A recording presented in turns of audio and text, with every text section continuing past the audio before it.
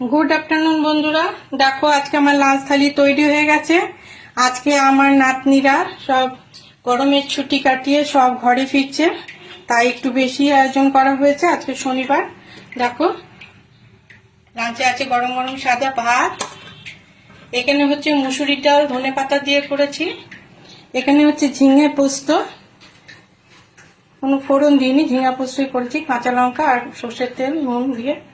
আর এখানে করেছি একটু পাকা আম, এখন তো আর কাঁচা আম পাওয়া যায় না, এখন ওই পাকা আমটাকে একটু ভালো করে একটু মানে চাটনি ঠিক নয়, এটা জ্যাম মতো আর কি, একটু পাকা আমের জেলি মতো করে নিয়েছি, একটু চাটনি আর কি, যেটাকে ঘন একদম।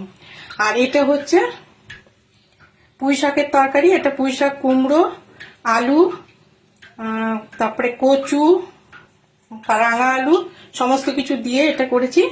এই হচ্ছে আজকে আমার লাঞ্চের মেনু। তোমরা কে কি লাঞ্চ করলে অবশ্যই ভিডিও দিয়ে দেখবো। আমার লাঞ্চ মেনু তোমাদের কেমন লাগলো অবশ্যই কমেন্ট করে জানিও। ভালো থেকো, সুস্থ থেকো, এই পর্যন্ত।